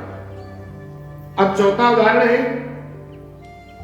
मेरे भगवत प्रेमियों, नैमिषारण्य में मनु जी ने घोर तपस्या की। अब प्रसन्न होकर के प्रभु ने आकाशवाणी की, हे ऋषिवर मांगो मांगो मांगो। क्योंकि मनु जी ने 23,000 वर्ष तपस्या की, 23,000 वर्ष तपस्या की, तब जाकर के वो ब्रह्मवाणी सुनाई पड़ी। और उसमें क्या आवाज आ रही थी ब्रह्मवाणी में कि मांगो, वरदान मांगो। लेकिन इधर हुआ क्या, मनु जी नहीं बोले। तब ज्यादा कहा तो मनु शत्रुपा सोचने लगे, सोचे कि ब्रह्मलोक, विष्णुलोक, पाताल लोक देने के भी कहा।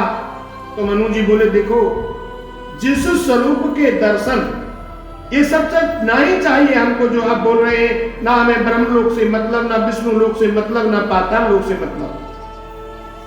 आप जो भी वरदान देने के लिए हमसे आकाशवाणी कर रहे हैं महाराज, देखो जिस स्वरूप के दर्शन शंकर जी व कालभूषण जी करते हैं, ऐसे स्वरूप का बालक हमको दीजिए। ऐसा बालक चाहिए प्रभु। ये मनु जी ने कहा। सोचा पता नहीं कौन रूप करते हैं, कौन रूप देखा है। देखो शंकर जी किसको पास करते थे, किस स्वरूप को पास करते थे मेरे भगवत प्रेमियों? वो बताने लगे कि बंदऊ बाल रूप सोरामा, बंदऊ बाल। प्रभु ने दर्शन दिया पड़ेगा। सोचते हैं बालक बनकर के अगर दर्शन दूंगा ना, तो बालक जानकर मांगने में ये सकुचाएंगे। इसलिए बड़े रूप में दर्शन दिया भगवान। अब वो रूप देख करके घबराए,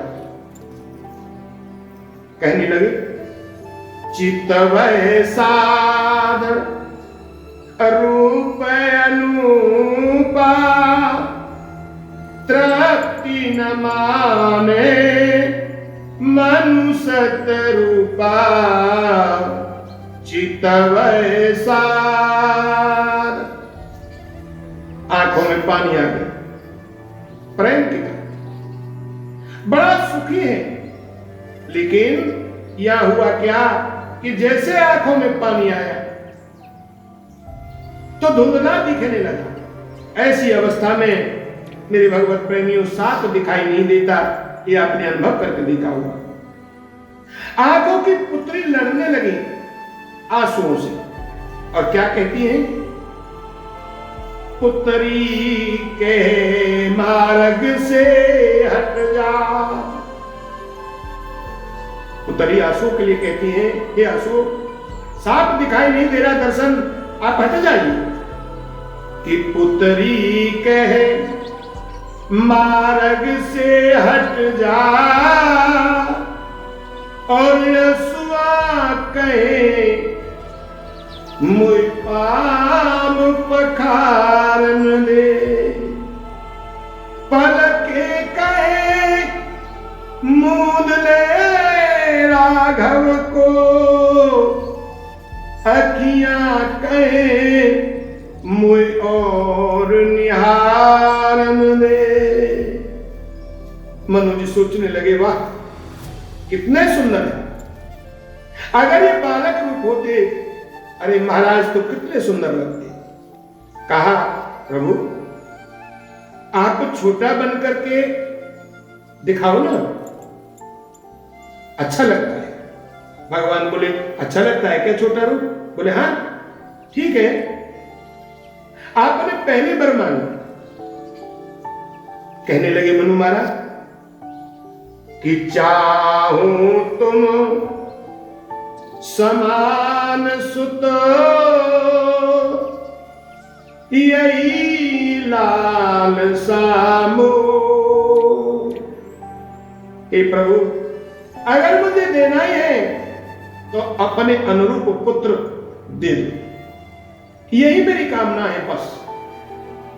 प्रभु सुनकर बड़े खुश हुए, बोलते हैं ठीक है, अब अपने जैसा तो मैं कहां से दूं महाराज, लेकिन मैं ही आपका पुत्र बनकर के आऊंगा। अभी यही समय अमरावती में व्यतीत करो, कुछ समय बाद आप अयोध्या के राजा बनेंगे, और समय पाकर के मैं अयोध्या में आपके घर आऊंगा।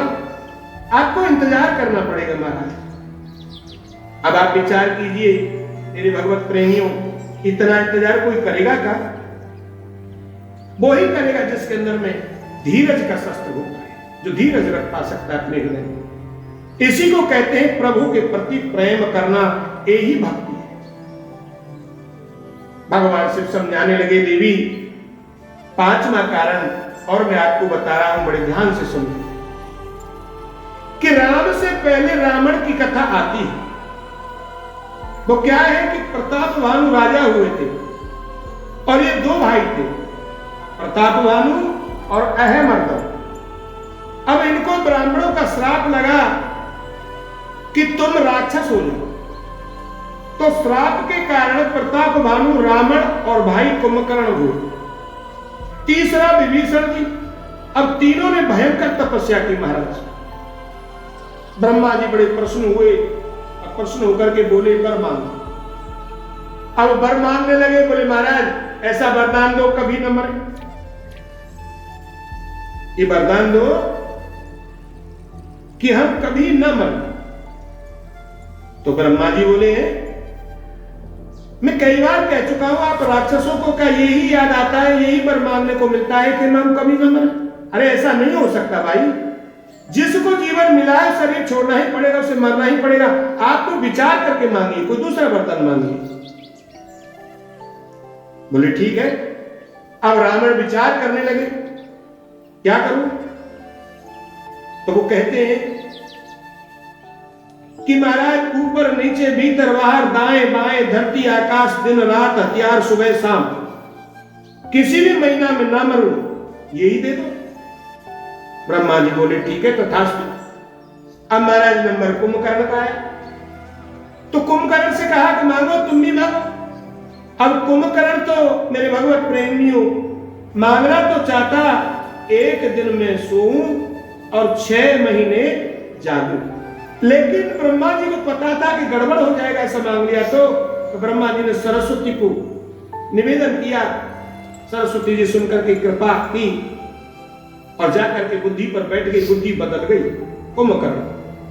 और बुद्धि बदलने के बाद कुंभकर्ण कहने लगा, महाराज मुझे ये वरदान दीजिए कि 6 महीना में सोऊं और 1 दिन जागूं। अब तो ब्रह्मा जी बड़े जल्दी में थे, सोचने लगे कहीं ध्यान हो गया और ये दूसरी बार पलट गया तो गड़बड़ हो जाएगा। तत्काल ब्रह्मा जी ने खोल दिया तथास्तु।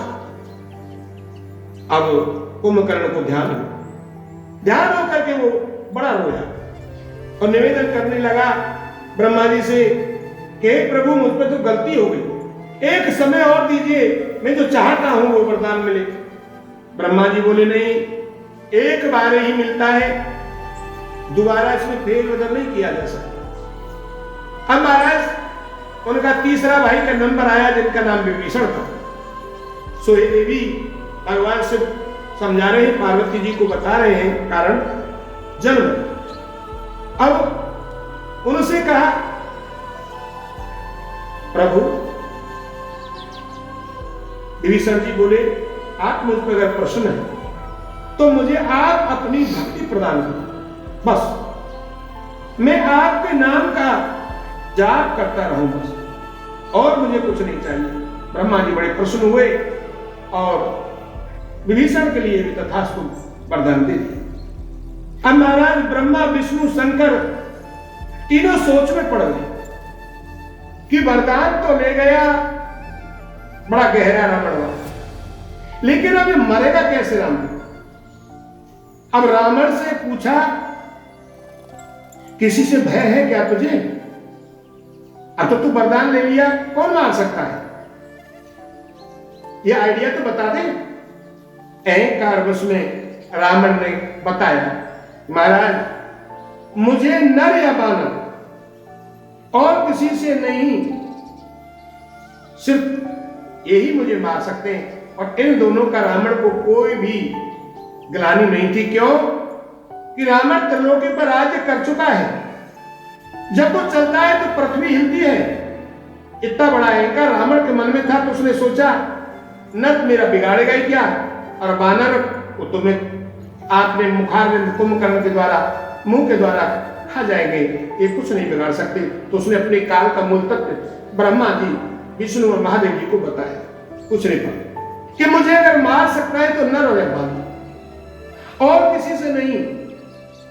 अब तुम्हारा सुनकर के तीनों बड़े खुश हुए कि चलो ये तो तय हो गया कि ये मरेगा तो सही, कारण तो पता चला। सुनकर सब जाने लगे। प्रभु सोचते हैं चलो ये तो तय हो गया कि नर या बानर से ये मरेगा तो सही। उधर वरदान पाते ही अब महाराज रावण ने अपना उधम मचाना शुरू कर दिया। और यही आगे आएगा मेरे भगवत प्रेमियों, राम जी के अवतार का कारण, इसलिए गुप्त रूप में अवतार ये राम जी अवतरित हुए थे। अगर ये पहले पता पड़ जाता रावण को तो ब्रह्मा को जाकर के पकड़ लेता कि अवतार के लिए मैंने मना किया तो अवतार हुआ। सबसे पहले रावण ने महाराज देवलोक जीता, देवलोक का सब कुछ छीन लिया, धरती हिलने लगी और रावण जब डूबता तो पृथ्वी हिलती। पूज्यपाद श्री गोस्वामी महाराज ने मानस के माध्यम में बड़ा सुंदर लिखा कि शुभ आचरण कतई नहीं होई, शुभ आचरण कतई नहीं होई, देव विप्र माने नहीं कोई, शुभ आचरण। महाराज जो कथावाचक थे उस समय उनको रावण दौड़ा करके मारता था। जो संत यज्ञ करते थे उनके बालों को खींच करके नोच लिया करता था, घसीटता था, बड़ा भारी उपद्रव किया। देवता, संत, मुनि, गाय, धरती सब त्राहे त्राहे करने लगे। सबने मिलकर के कहा चलो ब्रह्मा जी के पास चलते हैं। अब महाराज गए ब्रह्मा जी के पास, बोले शिव के पास चलते हैं कैलाश पर। आज सब कैलाश पर्वत पर गए। भगवान शिव ने देखा कि देवलोक, मृतलोक, ब्रह्मा सभी आए हैं, क्या कारण है? अब सबने दुखी होकर के बताया बुरा हाल हो रहा है महाराज, इस रावण ने बहुत बुरा हाल कर रखा है। रावण ने चलो विष्णु जी के पास चलते हैं, संकेत धाम। अब सभी संकेत धाम गए। शिव बोले आप एक काम करो ना। बोले हाँ, कहीं जाने की जरूरत नहीं है। क्यों? अरे यहीं बैठ जाओ, यहीं आएंगे भगवान विष्णु, यहीं आएंगे, बैठो यहीं। अब तुम्हारा सभी को वहीं बिठा लिया कैलाश। भगवान शिव कहते हैं सुनो, हरि व्यापक, अरे अपने अंदर भरोसा रखो ना, कहीं जाने की जरूरत नहीं कि हरि व्यापक सर्वत्र समाना, प्रेम से प्रगट होए भगवाना, हरि व्यापक। हे देवताओं, भगवान तो सब जगह है। आप ऐसा करो, मिल करके स्तुति गाओ, नाम उच्चारण करो और ध्वनि से बुलाओ, जरूर आएंगे, ये मेरा विश्वास है। तुम्हारा जितना सुन करके ब्रह्मा, विष्णु, इंद्र सभी देव भगवान का नाम उच्चारण करने लगे। तो आइए मेरे भगवत प्रेमी, 1 मिनट का उच्चारण हम और आप भी अपनी वाणी से करेंगे, जिससे हमारी और आपकी वाणी भी पवित्र हो जाएगी। और वो उच्चारण करने लगे, श्रीमन नारायण नारायण नारायण, श्रीमन नारायण नारायण नारायण, लक्ष्मी नारायण नारायण नारायण, श्रीमन नारायण नारायण नारायण, श्रीमन नारायण नारायण नारायण। सभी अपने मुखारविंद से उच्चारण किया। अब महाराज जब मुनि ये सब उच्चारण कर रहे थे तो क्या हुआ कि जन मुनि डर पर सिद्ध समेता, तुम ही काज धर आओ नर बेसा, जन मुनि डर पर। प्रभु कहते हैं आप डरो मत। क्या? आप बिल्कुल मत डरो, मैं आऊंगा। आप ऐसा काम करो, पृथ्वी पर जाओ और सभी अपना रूप बदल लेना, इस रूप में मत रहना। भगवान समझाने लगे सभी देवताओं को। अब महाराज सुनकर के देवता जाने लगे। अब ब्रह्मा जी बोले अरे कहां जा रहे हो? जो सुना वो करो, इधर उधर मत जाओ। जो आकाशवाणी के माध्यम से प्रभु ने सुनाया है वो ही करना है। अब तो महाराज सबने अपने अपने रूप बदलने को तैयार हो गए। अब तो कोई हनुमान बन गया, कोई जामवंत बन गया, कोई नल बन गया, कोई नील बन गया, कोई अंगद बन गया, यानी सभी देव वानरी सेना में प्रवेश कर गए। क्योंकि रावण ने वरदान में अपने काल का रूप बताया ना, यही सारा परमात्मा करना चाह रहे थे कि मेरी वानरी सेना तैयार हो, आप सभी रूप बदलो, पृथ्वी पर जाओ। तो सभी देवता ने भगवान के आदेश अनुसार मेरे भगवत प्रेमियों वानर रूप में ही अपने शरीरों को बदलना। अब महाराज कथा को शंकर जी कैलाश की तरफ ले जा रहे हैं। प्रभुपाद गोस्वामी जी महाराज ने बड़ा सुंदर कहा कि अवधपुरी स्वयं कहते कि अवधपुरी रघुकुल में आऊं, वेद विदित देहि दशरथ नाऊं, धर्म धुरंधर गुण निधि ज्ञानी, हृदय भगत मति सारंग पानी, धर्म धुरंधर। आज एक कौशल्या माता महाराज दशरथ की वार्ता कर रही है, कह रही है महाराज आपके बाद उम्र जब हो जाती है तो स्त्री पति से जरूर बतराती है ये संसार क्या लेख है महाराज। समय हो जाता है और घर में संतान नहीं होती तो दोनों स्त्री पुरुष चिंतित हो जाते, बशर्ते पुरुष से ज्यादा स्त्री चिंतित हो जाती है। वही बात आज अवधपुरी में महाराज दशरथ से और कौशल्या जी बैठकर के बतरा रही है कि महाराज आपके बाद यानी आप अगर मर जाओगे, चले जाओगे तो पितरों को कौन जल देगा? कभी आपने बैठ के विचार किया? ये राज आपका सब सूना सूना हो जाएगा। राजा कहने लगे क्या करूं मैं देवी? बोले कोई यत्न करो महाराज, आप राजा हैं। अब तो महाराज के पास साधन क्या था कि जो समस्या आती थी गुरुदेव के श्री चरणों में जाते और उन्हीं से सब बात कहते। तो महाराज इतनी बात सुनकर के महाराज दशरथ गुरु जी के पास में गए और हाथ जोड़ करके प्रार्थना की, गुरुदेव मुझे एक समस्या ने घेर रखा है। क्या? सारी समस्या गुरुदेव को बताई महाराज दशरथ। और गुरु जी कहते हैं राजन बस इतनी सी चिंता में आप इतने अधीर हो? बोले हाँ महाराज ये चिंता मुझे बहुत विराट और विशाल दिख रही है। गुरु जी कहते हैं राजन तुम धरो धीर। अरे एक नहीं, मैंने त्रिकालदर्शी माध्यम से देखा है कि धरो धीर होए सुतचारी, भुवन विदित भगत बहारी, धरो धीर।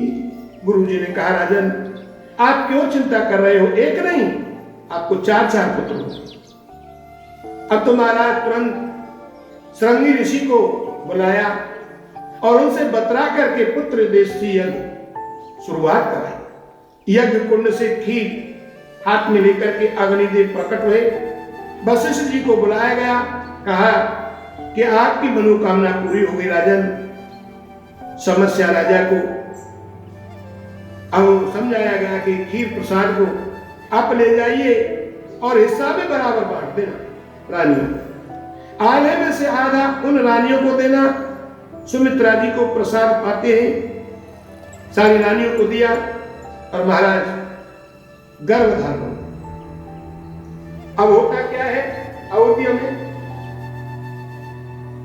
भरत गोस्वामी बाबा के बड़ा सुंदर लेखनी से समझाना कि जा दिन ते प्रभु गर्भ आए, सकल लोक सुख संपत्ति छाए, जा दिन ते मंदिर में सब राजा रानी, शोभाशील तेज की खानी, सुख दुख बहुत काल चल गए वो, चर और अचर सफल सब भाए वो। अब तो महाराज धीरे धीरे करके महीना बीतने लगे। प्रभु 12 महीने गर्भ में रहे कि भगवान से पार्वती जी को पूरी कथा जन्म की सुना रहे हैं। जन्म क्यों हुआ राम का? अब तो समय अनुकूल आने पर दिन मंगलवार था महाराज। सुंदर हवा बहने लगी, सभी संत आ गए, सभी पर्वत आ गए और सज धज कर सब गाने लगे कि सब देव चले, अरे महादेव चले, ले ले फूलन के थार रे, आओ तुम राघव सामरिया।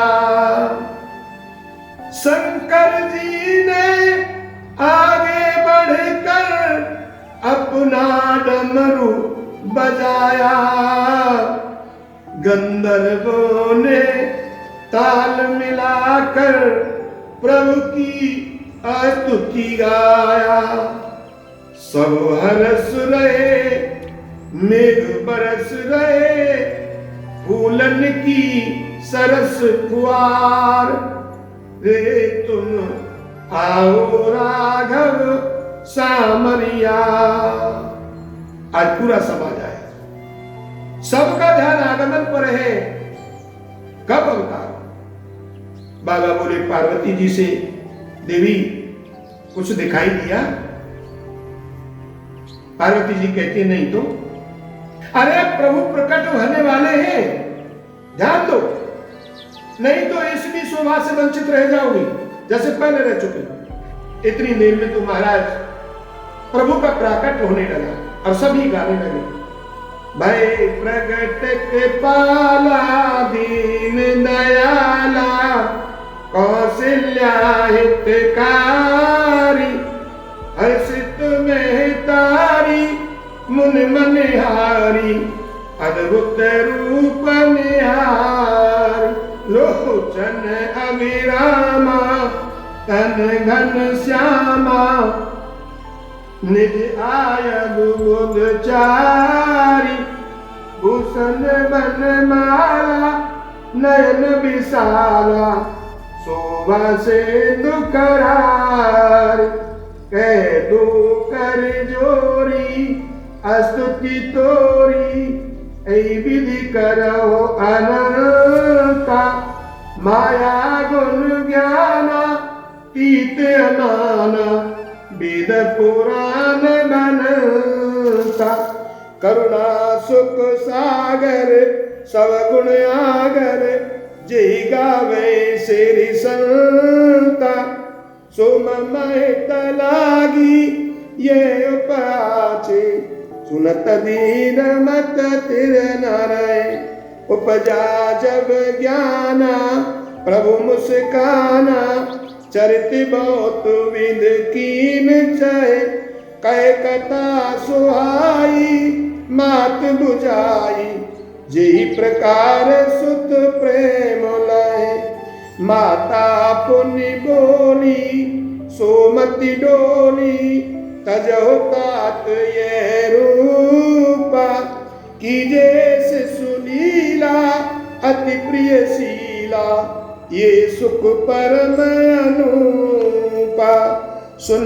बचन सुजाना रोदन ठाना, कोई बालक सुरभूपा, ये चरित जुगावे हरिपद पावे, तीन परई भव कूपा, ये चरित जुगावे हरिपद पावे, तीन परई भव कूपा, ये चरित जुगावे हरिपद पावे, तीन परई भव कूपा। विप्रदेन सुर संत लीन मनुज अवतार, निजिच्छा निर्मित तनु माया गुण गोपा। बोलिए राघवेंद्र सरकार की जय, बोलिए श्री राजा रामचंद्र भगवान की जय। अब महाराज कैसा अवतार भया, पैर पाताल में, सर आकाश में, बीच जो है वो भूतल, चार भुजा, आयुधों के साथ सारे हथियार हैं, विराट रूप। अब तो महाराज ये देखकर के मां घबरा गई, अरे इतना बड़ा मेरी कोख में, हाय राम। अब तो प्रभु समझ गए कि मैया डर गई। प्रभु बोले मां क्या हुआ, क्या करूं मैं, आप बताओ ना। मां कहने लगी, आपने महाराज को जो वचन दिया था ना, पहले उसको पूरा करो ना। आ तो गए, लेकिन इतना बड़ा स्वरूप हथियार लेकर के, ना बाबा ऐसा रूप तो नहीं चाहिए ना। प्रभु बोले, मां इसमें एक चक्कर पड़ गया, मैं पहली बार बना हूं ना, अभ्यास तो था नहीं। अब मैंने सोचा कि कहीं छोटा रूप देकर के मां ये न संशय कर ले कि ये मांगने में असमर्थ रहे। अब आप बताइए कैसा चाहिए मां। मां कहने लगी, बालक रूप, शिशु। अब तो प्रभु ने कहा ठीक है, अब तो भगवान महाराज बालक बन गए। पूछा, मां अब ठीक है? बोला अब ठीक है। लेकिन फिर मां कहने लगी, बोले हाँ ठीक तो है पर ठीक तो नहीं है। बोले अब क्या कमी रहेगी मैया, अब तो बता क्या करना है। तो मां बोली, देखो जब बालक होता है ना तो बात थोड़ी ना करता, अब तो बतिया रहा है भाई, बालक बात नहीं करता। तो क्या करता है मां, रोता है वो। अच्छा हाँ, तो तभी को सबको आस पड़ोस को मालूम होगा कि घर में बालक भयो है। तो प्रभु बोले ठीक है हम ऐसा ही करते हैं। अब तो भगवान रोने लगे। दासी कान लगा करके खिड़की पर सुन रही थी। अब रोने की आवाज सुनकर के महाराज तुरंत महाराज के पास गई, भाग भी दौड़ गई और जोर से बोली, बधाई हो बधाई हो। राजा ने पूछा क्या हुआ, कि लाला है लाला। अरे महाराज सुनते ही महाराज गदगद हो गए, फूले नहीं समाई, पागल से हो गए, पगला गए। लिखा है यहाँ वर्णन पूज्यपाद श्री महाराज गोस्वामी जी ने कि दशरथ पुत्र जन्म सुन कारा, लाल मानो ब्रह्मानंद समान, जाकर नाम सुनत ही सुख होई, ललना मोरे सब सुख सोई, परमानंद पुरी मन राजा, का सुआई बाजे बाज।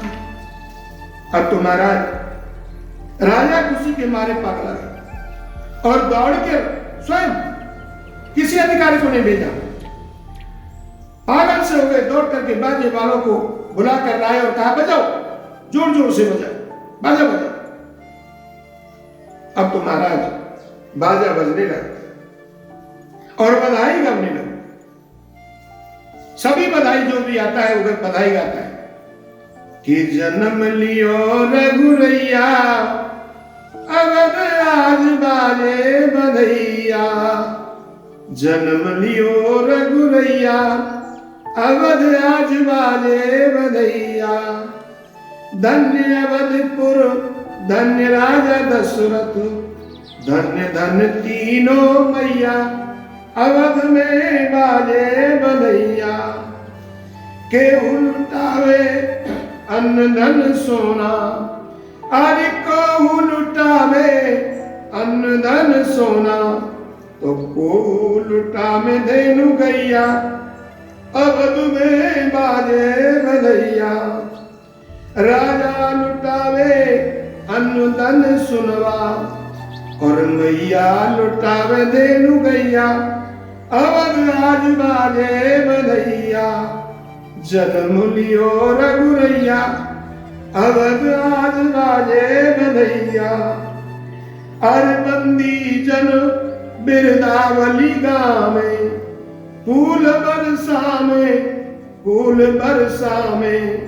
बंदी जन बिरदावली गावे और फूल बरसा में सब मैया, अवध में बाजे बधैया।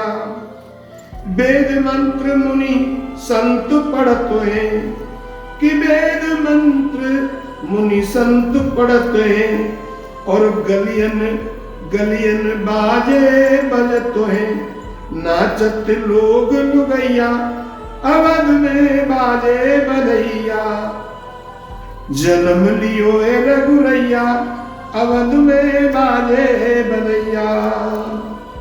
आज तो महाराज बड़े सुंदर बधाई जो भी आता है गाने लगे और इस प्रकार से उच्चारण हो रहा है, जय जय श्री रामचंद्र अवध के दुलारे, अवध के दुलारे कौशल्या के प्यारे। जय जय श्री रामचंद्र अवध के दुलारे, कौशल्या के प्यारे, कौशल्या के प्यारे। अवध में आनंद भयो, जय रघुवर लाल की, जय रघुवर लाल की, जय रघुवर लाल की।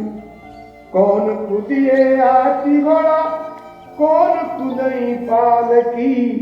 अवध में आनंद भयो, जय लक्ष्मण लाल की।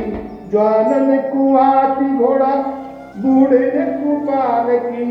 अवध में आनंद भयो, जय लक्ष्मण लाल की। कौन कुदिए लड्डू पेड़ा, कौन कुदई लापसी। अवध में आनंद भयो, जय रघुवर लाल की। मेरे भगवत प्रेमियों, ये आज की तीसरे दिवसीय कथा भगवान का जन्म करके समाप्त की जाती है। कल हम और आप कथा के चतुर्थ दिवस में प्रवेश करेंगे। आरती श्री रामायण जी की, कीरति कलित ललित सिय पिय की। गावत ब्रह्मादिक मुनि नारद, वाल्मीकि में ज्ञान विशारद।